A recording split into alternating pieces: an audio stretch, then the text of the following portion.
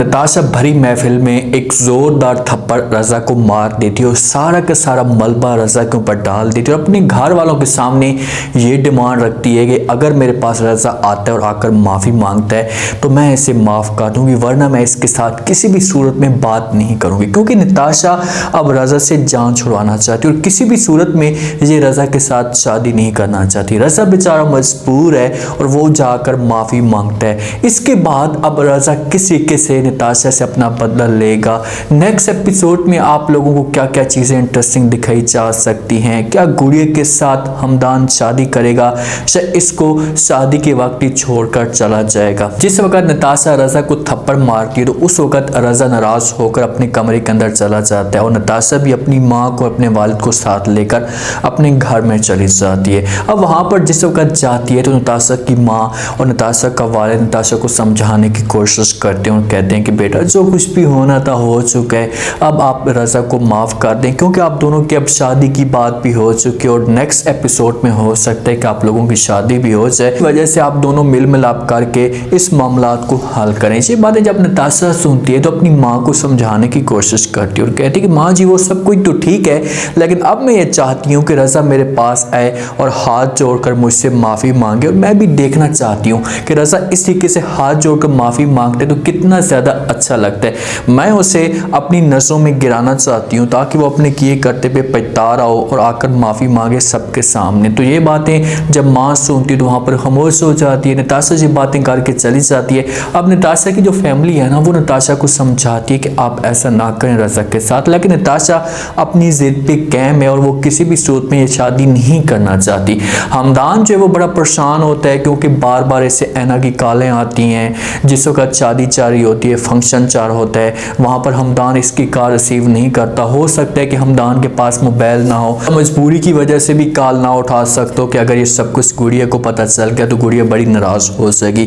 वो भरी महफिल में भरी फंक्शन में छोड़कर आ जाता है गुड़िया को। जिस वक्त छोड़कर आ रहा होता है तो गुड़िया के सामने झूठ बोलता है, कहता है कि आज हमारी जो है वो खुसूसी मीटिंग है, मुझे हासूत में जो है वो जाना होगा। तो ये बातें जब गुड़िया सुनती है तो परेशान होकर जो वो हमदान को जवाब देती है और कहती है कि हमदान ये सब कुछ आप क्या करें, पहले नताशा और रजा की वजह से सारा का सारा फंक्शन ख़राब हो चुका, सारा का सारा जो मूड था ये ऑफ हो चुका है। अब आप छोड़कर जा रहे हैं तो ये देखें कि आप क्या करें, फंक्शन को क्यों बर्बाद करना चाहते हैं, आप ये छोड़कर ना जाए। लेकिन हमदान कहाँ ये बातें सुनता है क्योंकि रात का वक्त हो चुका होता है और ऐना भी परेशान होती है। हमदान को इस मामले में सब कुछ पता होता है कि भाई ऐना के ऊपर क्या गुजरी होगी, तो इसी वजह से वो गुड़िया की बात नहीं सुनता और वहाँ से जो वो चला जाता है। जिस वक्त आता है आकर देखता है ऐना बड़ी अपसेट होती है, इसका मूड भी ऑफ होता है। ये इसी तरीके से हमदान के साथ बात भी नहीं करती।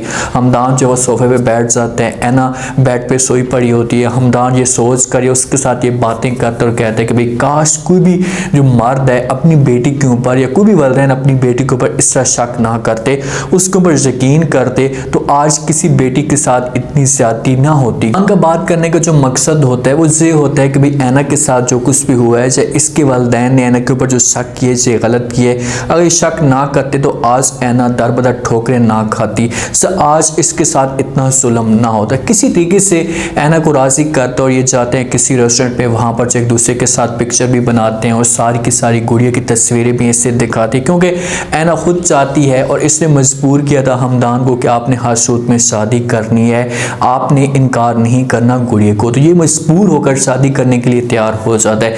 जिस वक्त रेस्टोरेंट पे बैठे होते हैं तो वहाँ पर रजा की भी बात छेड़ देता है हमदान, उससे बताता है कि भाई इसे जो वो शख्स ने थप्पड़ मारा है को मजबूर भी करी कि रजा मेरे पास आकर माफ़ी मांगे। तो ये बातें जब ऐना सुनती है तो वो कहती कि हाँ ये सब कुछ तो ठीक है, रजा के साथ ऐसा ही होना चाहिए। तो आगे से हमदान जवाब देता है, ऐना को उससे कहता है कि रजा बदकिस्मत था जो आप जैसी इतनी अच्छी लड़कियों से मिली थी, लेकिन उसने जो वो आपको ठुकरा दिया, जो ज्यादती की आपके साथ। तो आगे से ऐना जवाब देती हमदान को, उससे कहती कि वो बातें आपकी सारी ठीक हैं, लेकिन जो कुछ मेरे साथ हुआ है अब बदनाम तो मैं हो गई हूँ या बर्बाद तो मैं हो गई हूँ।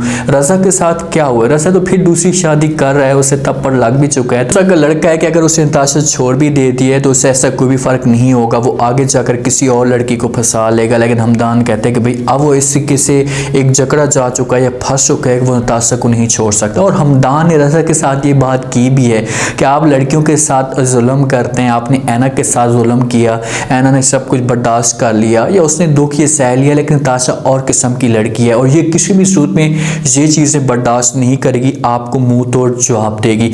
अब रज़ा बेचारा मजबूर हो जाता है और वहाँ पर पहुँच जाता है नताशा के घर। नताशा के घर जाता है, सारे के सारे जो वो जमा होते हैं, उसके सामने हाथ जोड़ देते और कहते हैं कि मैंने जो कुछ भी किया ये गलत किया, मुझे भरी महफिल में ये सब कुछ नहीं करना चाहिए था, प्लीज़ आप मुझे माफ़ कर दें, मैं आपसे माफ़ी मांगना चाहता हूँ। तो ये बातें नताशा सुनती उसे कह दी कि ठीक है, मैं आपको माफ़ करने के लिए तैयार हूँ, लेकिन दोबारा आपने इस किस्म की मेरे साथ हरकत नहीं करनी। अगर हरकत की तो अब तुम्हें एक थप्पड़ पड़ा है, दूसरी दफ़ा आपको 2 थप्पड़ पड़ेंगे। अब देखिए कि नताशा जीत चुकी है और वो ये चीज़ें चाहती थी कि ये सबके सामने आए और आकर मुझसे माफ़ी मांगे और फिर मैं इसे माफ़ कर दूंगी। वो गिराना चाहती थी रज़ा को, इसी वजह से रज़ा भी मजबूर हो जाता है और वो मजबूर होकर नताशा के सामने माफ़ी मांग लेता है। अब हो सकता है कि इस रज़ा का कोई मकसद हो और वो शादी करने के बाद फिर नताशा के साथ किसी किस्म का कोई जुल्म कर सकता है और जहाँ पर रज़ा को इस बात का एहसास भी होगा कि मैंने ऐना के साथ जो कुछ भी किया इसे गलत किया, मुझे ऐसा नहीं करना चाहिए था।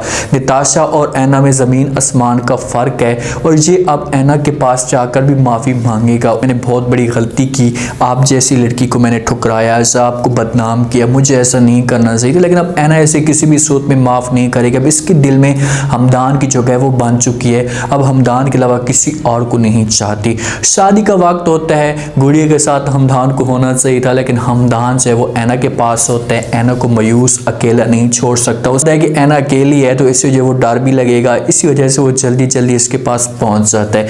अब ऐना और एमा की जो माँ है वो इस मामले पे परेशान होती है और वो अपने हस्बैंड के साथ बात करती है और कहती है कि मुझे ऐसा लग रहा है कि एमा उस्मान के साथ खुश नहीं है, उसका बात करने का अंदाज, जो उसके चेहरे के ऊपर जो उदासी है, ये मुझे बड़ी टेंशन दे रही है कि उसके साथ किसी किस्म की कोई ज्यादती हो रही है। अब जहाँ पर एमा की माँ को सब कुछ पता भी है कि उस्मान एमा के ऊपर जुल्म कर रहा है, किसी भी सूरत में उसके साथ मुखलिस नहीं है, हर लिहाज से उसे तकलीफ देता है, फिर भी अपने हस्बैंड के सामने ये बातें करती है। हस्बैंड इतना पत्थर दिल है कि वो यहाँ पर इसे चुप करा देगा, उससे कहेगा कि अब हमारा ये मसला नहीं है, एमा जाने और उस्मान जाने, किसी किस्म की इनकी बातों में नहीं आएंगे। अब एमा वॉशरूम के अंदर भी हो सकती है या अपने कमरे के अंदर भी हो सकती है, उस्मान आता है और आकर इसके सामने लाक लगा देता है, बेचारी शोर मचाती है, बार बार आवाज़ें देती है। उस्मान बाहर खड़ा होता है, मुस्कुरा होता है, अपनी बीवी के साथ इतना बड़ा जुल्म कर रहा है, इसे इन चीज़ों के बारे में सोचना चाहिए। इसका कोई भी करैक्टर होता है तो वो नेगेटिव होता है और हर लड़की के साथ ये जुल्म करता है। अब जहाँ पर मुस्कुराता है, चेहरे के ऊपर मुस्कुराहट होती है, किसी किस्म की कोई इसे टेंशन नहीं है, बेचारी अंदर वो जलील हो रही है, दरवाजे के ऊपर दस्तक दे रही है और हो सकता है कि इसका यहाँ पर नाम भी घुट सकता है। अब इसे हमेशा के लिए एमा को एक्सेप्ट करना चाहिए इसके साथ, क्योंकि इसकी अब जिंदगी स्टार्ट हो चुकी है, जितना भी जुल्म करेगा फिर भी रहना तो इसने इसके साथ ही है, तो उस्मान को चाहिए कि प्यार से इसके साथ रहे ताकि इसको फील हो कि यार उस्मान अब मेरे साथ सेट होना शुरू हो चुका है। अब नेक्स्ट एपिसोड में होगा क्या, क्योंकि ड्रामा अब एंड पे आ चुका है, हो सकता है कि 3 एपिसोड हो या 4 एपिसोड हो, उसके बाद ये ड्रामा खत्म हो जाएगा। तो इस ड्रामे के अंदर ट्विस्ट तो पैदा होने वाला है, क्योंकि अभी तक गुड़िया के सामने हमदान की इसलिए नहीं खुली और गुड़िया के साथ शादी करने के लिए भी तैयार हो चुके और हो सकता है कि ये शादी हो जाए। अभी तो मंगनियों की बातें चल रही हैं, तो उसके बाद हो सकता है कि ये शादी हो जाए। शादी के बाद अगर गुड़िया के सामने सारी इसलियत आती है तो फिर बहुत बड़ा तमाशा खड़ा हो सकता है। फिर गुड़िया एक फैसला करवाएगी और हमदान के सामने एक ही डिमांड रखेगी कि आपने ऐना को छोड़ना है या आपने मुझे छोड़ना है, आप एक बड़ा फैसला करें। अगर ये सब कुछ शादी से पहले असलियत आती है, हमदान बताता है सब कुछ गुड़िया को, तो फिर गुड़िया के जो ख्वाब होते हैं वो चिकनाचूर हो सकते हैं, उसके ख्वाब जो वो टूट सकते हैं। उम्मीद है आज का रिव्यू, आज का ये टीजर आप लोगों को पसंद आया होगा। आपने कमेंट सेक्शन में अपनी कीमती राय लास्ट में दी, आपको क्या लगता है, क्या नेक्स्ट एपिसोड में कोई बड़ा ट्विस्ट आ सकता है जिस हिसाब से गुड़िया को छोड़कर आए हमदान, तो क्या यहाँ पर गुड़िया का जो शक है वो मजीद बढ़ सकता है। जो जो जुल्म रज़ा ने किए हैं रज़ा के साथ भी अब वैसा का वैसा ही होगा। लास्ट में फीडबैक दीजिएगा और चैनल को लास्ट में सब्सक्राइब कर दीजिएगा। शुक्रिया, अल्लाह हाफ़िज़।